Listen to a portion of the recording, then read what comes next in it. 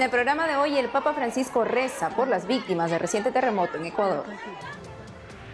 Queda cerrada Embajada del Vaticano en Nicaragua. Último diplomático deja el país. Desde Argentina, multitudinaria peregrinación por el Santo Cura Brochero. Leer las homilías de Benedicto XVI para ser mejores católicos, recomienda sacerdote estudioso del Papa. Más en nuestro especial Benedicto, Amor y Verdad. Con conferencias y actividades por la defensa de la vida, inicia la gira en Argentina de los amigos de EWTN. Le contamos más. Hola Eddie, feliz solemnidad de San José. A ti también, mi querida Nati, y a todos nuestros televidentes desde nuestros estudios en Lima, Perú. Bienvenidos a su programa EWTN Noticias. Yo soy Natalie Paredes. Soy Eddie Rodríguez Morel, gracias por estar con nosotros. Empezamos las noticias contándoles que el Papa Francisco reza por las víctimas del reciente terremoto en Ecuador. Al respecto expresó su cercanía con la preocupante situación en el rezo del Ángelus del domingo 19 último. En la iglesia matriz de Pucará, el sismo de 6.5 grados sorprendió a los feligreses en plena misa. Hasta el momento se cuentan 14 muertos en Ecuador y 1 en el norte del Perú. El sismo ocurrió el sábado 18 de marzo último, con epicentro en la provincia de Guayas, del sur del país. El terremoto también dejó más de 380 heridos, decenas de casas destruidas y dañó algunos templos. Por ejemplo, daños severos en la iglesia de Urdaneta, en la provincia de Loja, fisuras en la cúpula de la iglesia de la Virgen de la Nube, en la provincia de Cañar, y en los muros de la iglesia matriz de Bolívar, y la caída de la antena de un templo en Guayas. Ahora nos vamos a Roma con más noticias del Papa con nuestra corresponsal Almudena Martínez Bordiú. Saludos desde Roma. Ayer domingo, antes del rezo del Ángelus, el Papa Francisco reflexionó sobre el pasaje evangélico en el que Jesús devuelve la vista a un ciego e invitó a los fieles a preguntarse si saben ver el bien y son agradecidos por los dones recibidos. Cari fratelli e sorelle, buongiorno. Desde el balcón del Palacio Apostólico del Vaticano, el Papa Francisco se dirigió a los fieles y les animó a preguntarse si testimonian a Jesús o por el contrario difunden críticas y sospechas. También les preguntó si son libres frente a los prejuicios o se asocian a los que difunden negatividad y chismes. ¿Cómo acogemos las dificultades y los sufrimientos de los demás? ¿Como maldiciones? ¿O por el contrario como ocasiones para hacernos cercanos a ellos con amor? Cuestionó también el Santo Padre.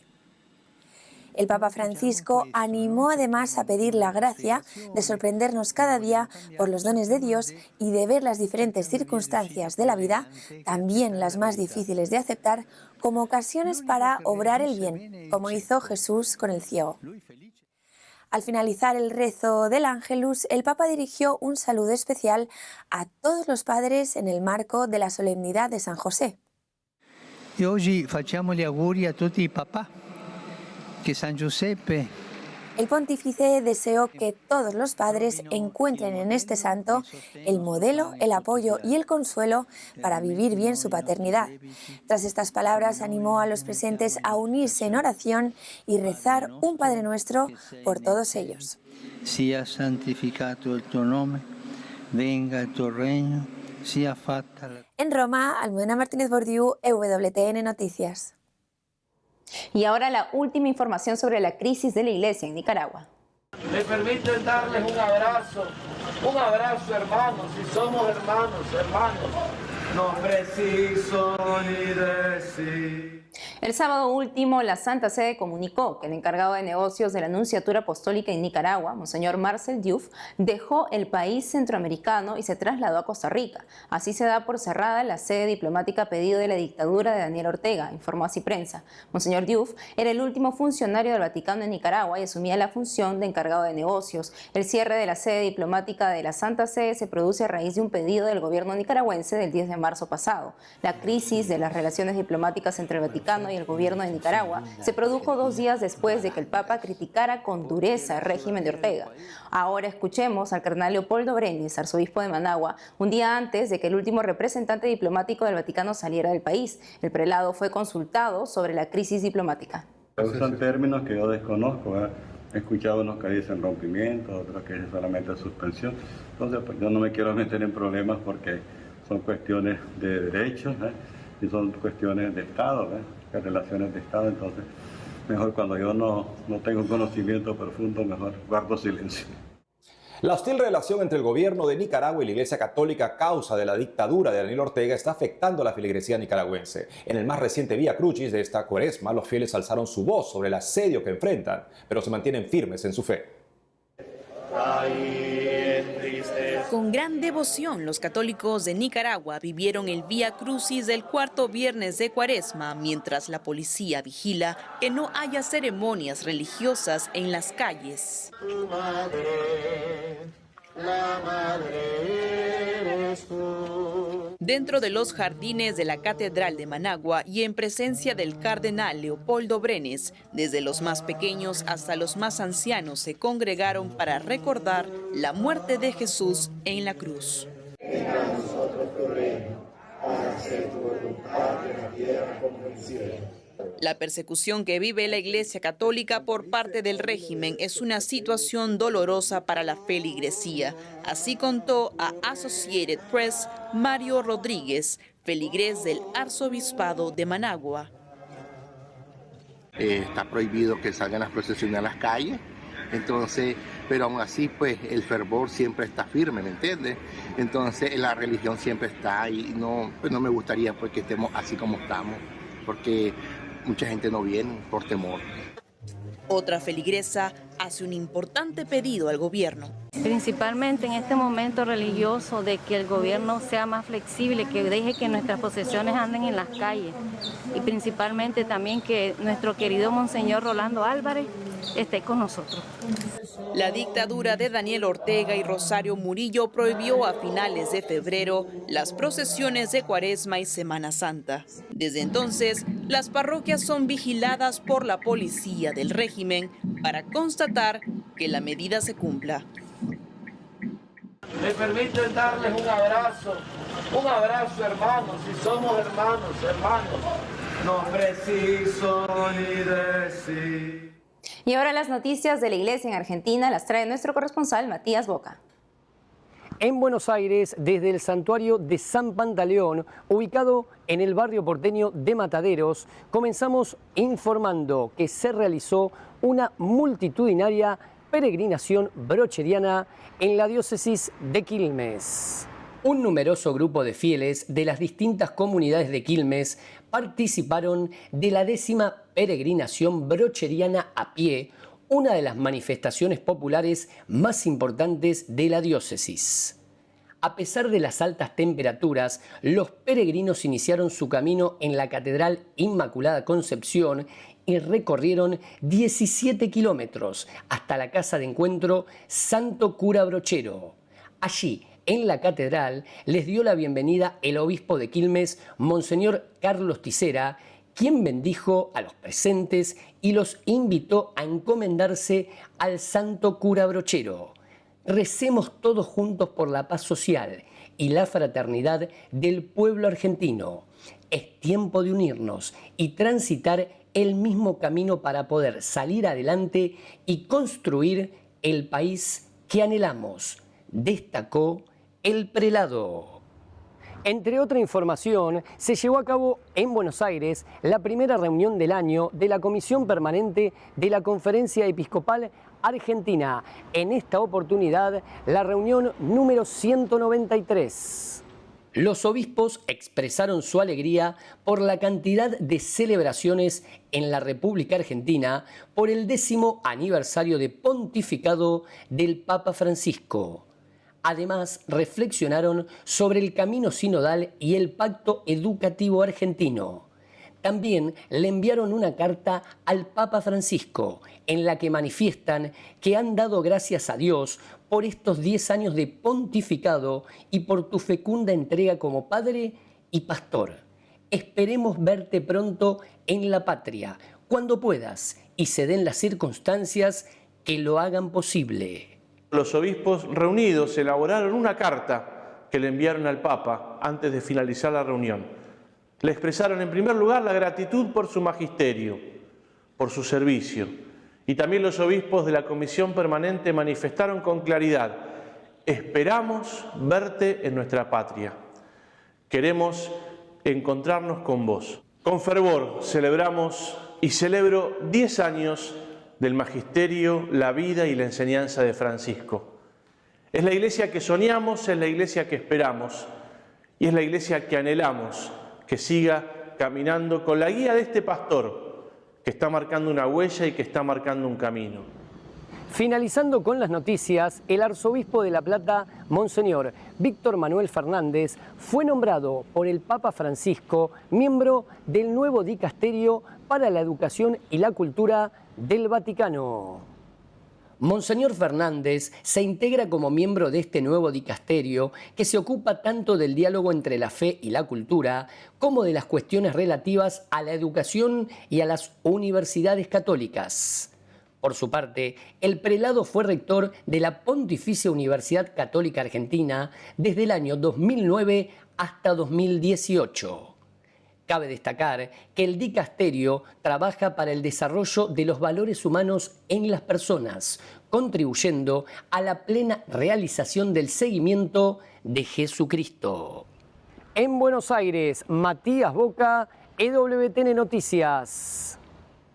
Siguiendo con más información, les contamos que el marco del mes Provida de Latinoamérica, en el que muchos celebran el 25 de marzo como el Día del Niño por Nacer, la red de amigos misioneros de EWTN se hará presente llevando el mensaje y carisma Provida desde el 20 al 26 de marzo en Argentina. Para contarnos todos los detalles que debemos saber de esta visita, estamos conectados con Ximena Izquierdo, quien es gerente de EWTN en Hispanoamérica para la red de voluntarios Los Amigos Misioneros de EWTN. Jimena, qué gusto tenerte con nosotros. Cuéntanos primero sobre la red de amigos misioneros de EWTN. ¿En qué consiste? Es el grupo de católicos activos más increíble en Latinoamérica porque son voluntarios de EWTN, son amigos de EWTN, son contactos de EWTN y pues a través de todos estos años se ha logrado una red muy, muy grande de más de 10.000 o 12.000 amigos que están en los 19 países de Latinoamérica, pero esto no fue un invento ni mío ni de EWTN, esto realmente lo creó la Madre Angélica en Estados Unidos en los años 80, cuando el canal fue fundado.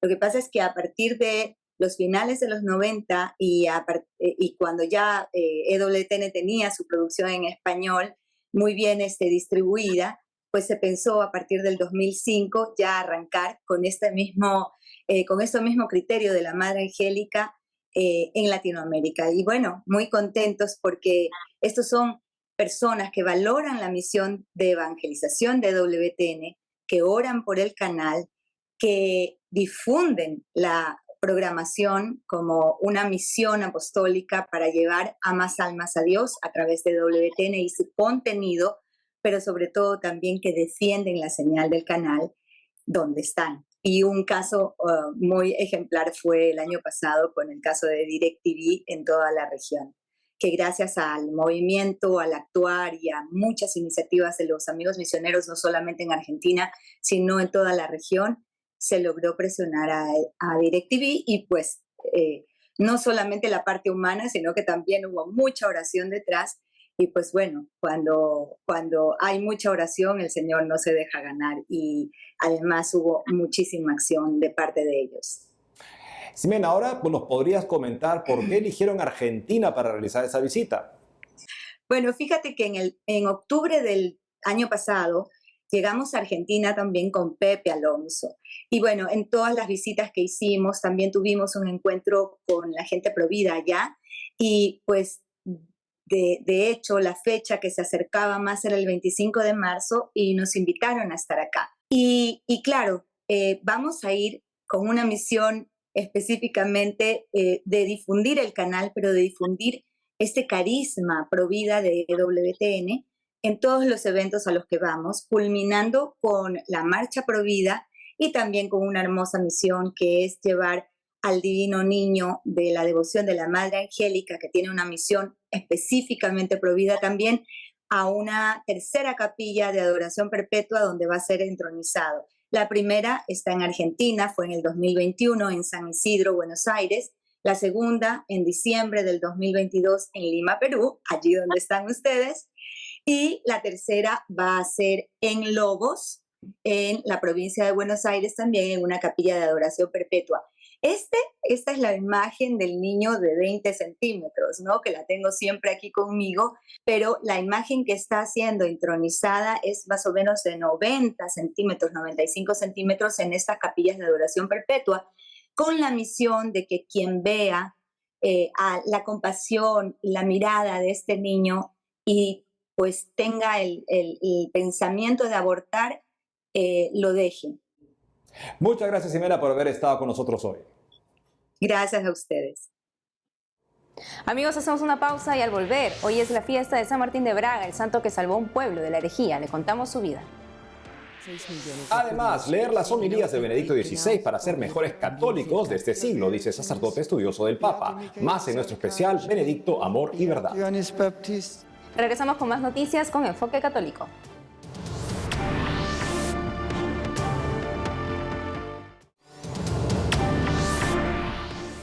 En una reciente conferencia titulada El último doctor de la Iglesia, apreciando la contribución del Papa Benedicto XVI, el padre Daniel Cardó, estudioso de la contribución de la teología de Benedicto XVI en Denver, señaló que las enseñanzas del Papa nos ayudan a ser católicos del siglo XXI.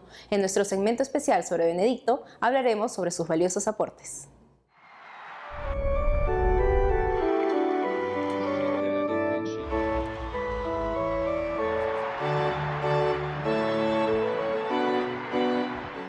Para saber sobre la contribución de Benedicto XVI a los católicos del siglo XXI, estamos conectados con el padre Daniel Cardó desde Denver, Colorado. Padre, un gusto tenerlo con nosotros en EWTN Noticias. Coméntenos, ¿por qué no podríamos ser católicos del siglo XXI sin Benedicto XVI? Yo creo que Benedicto tiene una contribución muy particular por su propia experiencia personal, todo lo que él vivió, pero en particular su formación teológica, todo lo que él experimentó como un teólogo joven, como protagonista en el Concilio Vaticano II, como obispo luego, como prefecto de la Congregación para la Doctrina y la Fe y finalmente como papa. A partir de su visión teológica que es particularmente rica, Benedicto XVI nos ha dado no solo una serie de contribuciones muy interesantes, muy ricas, sino lo que yo creo que se podría llamar una especie de, como la gramática, como algunos elementos, no solo para pensar sobre ellos, sino con los cuales podemos pensar sobre Dios en el momento contemporáneo de nuestra historia. ¿Y qué enseñanzas efectivamente podría destacar usted que dejó Benedicto XVI en la teología y que hoy nos ayudan?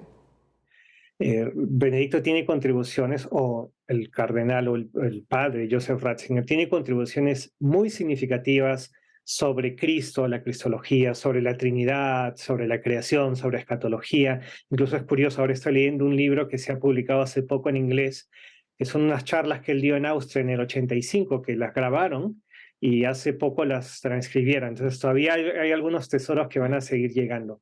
Pero ha escrito sobre la Sagrada Escritura, sobre la revelación, sobre el mundo contemporáneo, la modernidad, el Concilio Vaticano II, los padres de la Iglesia, el ecumenismo, etcétera, etcétera, etcétera. Entonces, por un lado tenemos una lista muy grande de temas muy importantes en los cuales hay una influencia en cuanto a las ideas que él desarrolló. Pero, y ese es el otro punto, hay algunos temas muy claves que me parece nos influyen como católicos, sea que leamos teología o no, quizá más de lo que nos damos cuenta.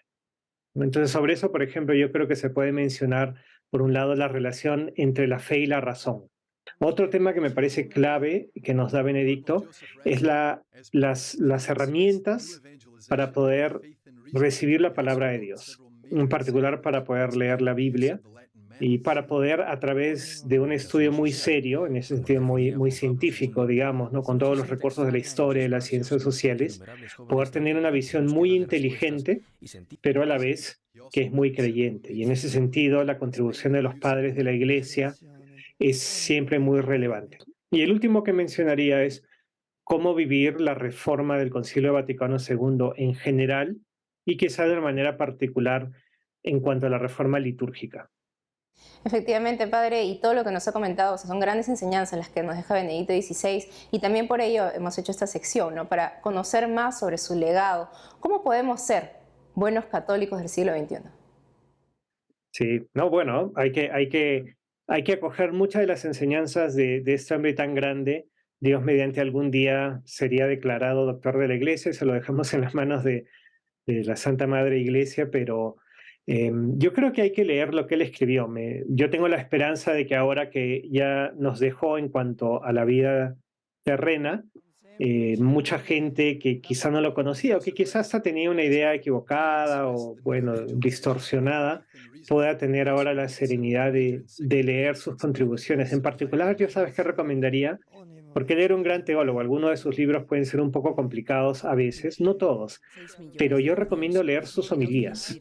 Creo que puede ser una entrada genial para familiarizarnos con las contribuciones tan decisivas de este padre y doctor, Dios mediante, moderno de la Iglesia.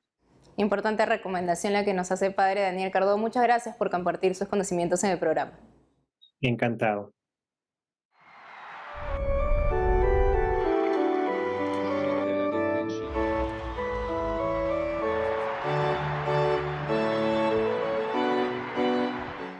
Hoy celebramos a San Martín de Braga, quien también es conocido como Martín de Dumio, llamado el apóstol de los suevos. Se dedicó a la evangelización de este pueblo de origen germánico. El padre Jorge Luis Hidalgo, vicario de la parroquia San Juan Bosco en La Pampa, Argentina, y quien además hoy cumple 14 años de ministerio sacerdotal, nos dedicó unos minutos de su tiempo para hablar sobre este importante santo que luchó contra las herejías de la época.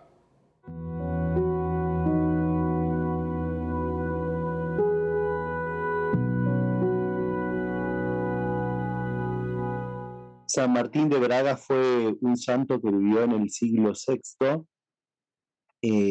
nació en el año 510, 520, en Panonia, Hungría. Su primer biógrafo fue San Isidoro de Sevilla, muy importante porque es el último de los padres de la Iglesia. Según San Isidoro, su conversión ocurrió en el año 560. San Martín de Braga se dio cuenta de que el problema de los suevos era el arrianismo. El arrianismo negaba la divinidad de nuestro Señor Jesucristo. Y por esa razón fue el santo a evangelizar al rey. En los pueblos antiguos, si se convertía el rey, se convertían todos los súbditos. Y entonces, como el rey Chararico tenía a su hijo gravemente enfermo, que era el sucesor al trono, entonces lo convenció a que hiciera una peregrinación a la tumba de San Martín de Tours, santo muy conocido, primer santo no mártir de la Iglesia antigua, de Occidente, que hiciera una peregrinación allí justamente y le ofreciera una ofrenda de oro y de plata al santo, y que prometiera la conversión si conseguía, por intercesión del santo, la salud de su hijo. Cosa que sucedió. Su hijo se curó y entonces el rey cumplió su promesa y al convertirse el rey, evidentemente, como era en la antigüedad, todo el pueblo suevo, que era un pueblo bárbaro, es decir, estos pueblos del norte de Europa que invadían continuamente lo poco que había de Europa cristiana, se convirtieron.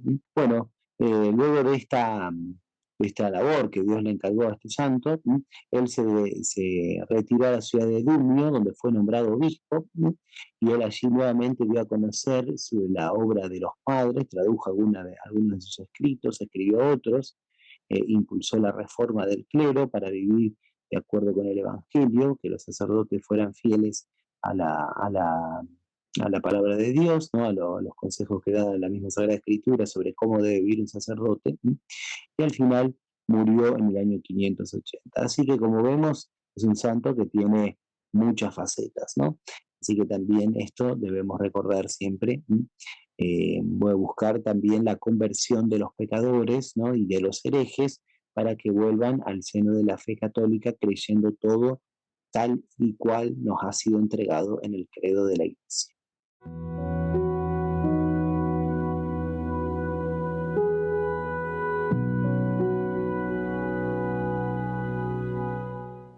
La Embajada de Taiwán ante la Santa Sede está realizando una exhibición de arte para conmemorar los 10 años del pontificado del Papa Francisco. Es el homenaje de la nación separada de China, que sí reconoce la autoridad del Papa. Esta es la escultura central de la exhibición 5 panes y 2 peces de Zheng Jingtung. La obra muestra 2 peces que forman un corazón y 5 panes en su interior. La exhibición presenta 27 esculturas realizadas con madera de modelar, esponjas industriales, arena, papel y otros materiales.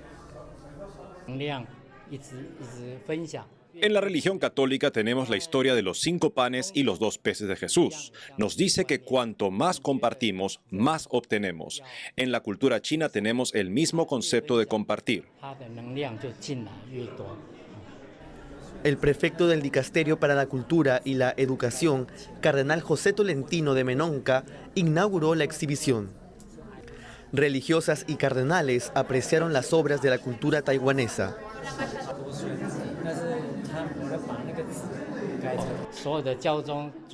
Entre todos los papas que he visto, el Papa Francisco es el más íntimo con la gente. Está muy cerca de la gente, por lo tanto tiene una gran influencia, no solo en Taiwán, sino en todo el mundo.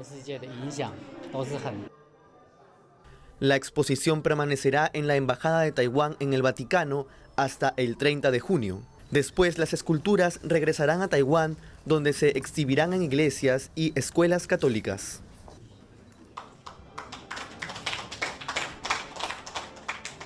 Y eso es todo por hoy, amigos. Gracias por haber estado con nosotros. No dejen de seguirnos en nuestras redes sociales y en wtnnoticias.com. Hasta mañana.